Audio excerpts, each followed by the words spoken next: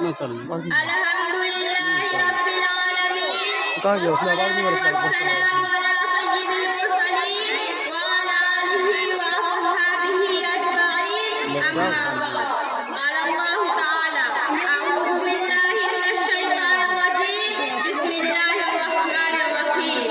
وللہ علی الناس حج البیت من استطاع الیہ سبیلا۔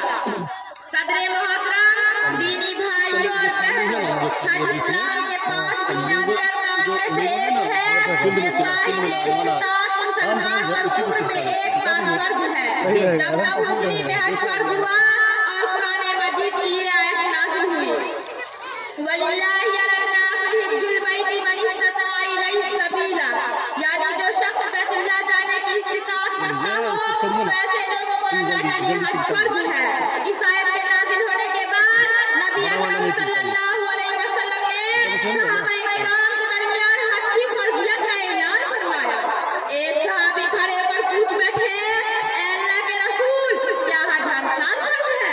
آپ صلی اللہ علیہ وسلم نے اس سوال کا جواب دینے کے بجائے فرمایا کہ تم سے پہلے کی قومیں اسی وجہ سے ہلاک ہوئی کہ اپنے نبیوں سے نامناسب سوالات بہت کرتی تھی اور اسے اختلاف کرتی تھی۔ میری پیاری بہنوں اور بھائیوں، حج بیت اللہ جو اسلام کا ایک بنیادی رکن اور اہم عبادت ہے، آج اسے محض ایک رسم و شرط بنا دیا گیا، جبکہ حجت اطوائی کی عبادت ہے کہ اگر اس کو صحیح طریقے سے سنت کے مطابق انجام دیا جائے تو اللہ کے رسول صلی اللہ علیہ وسلم فرماتے ہیں، الحج المبرور لیس لہ جزاء الا الجنہ، یعنی حج مبرور کا جنت کے سوا کوئی بدلہ نہیں۔ اتنا ہی نہیں، ایک حج کرنے والا انسان جب حج سے فارغ ہو کر اپنے وطن کو لوٹتا ہے تو پیارے نبی صلی اللہ علیہ وسلم فرماتے ہیں، رجا کا یومین ولدہ، گویا وہ اس بچے کے مانند لوٹتا ہے جس کو اس کی ماں نے آج ہی جنم دیا، گناہوں سے بالکل پاک و صاف۔ میری پیاری بہنوں اور بھائیوں، حج بیت اللہ کی سعادت جس کو نصیب ہو جائے اس کا کیا کہنا؟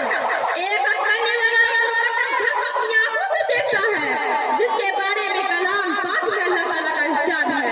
إِنَّ أَوَّلَ بَيْتٍ وُضِعَ لِلنَّاسِ لَلَّذِي بِبَكَّةَ مُبَارَكًا وَهُدًى لِّلْعَالَمِينَ، یعنی پہلا عبادت خانہ جو روئے زمین پر بنایا گیا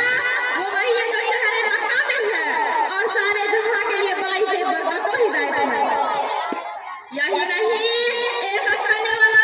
غار حرا کی بھی زیارت کرتا ہے جہاں حضرت جبرائیل پیارے نبی صلی اللہ علیہ وسلم پر پہلی وحی لے کر آئے تھے۔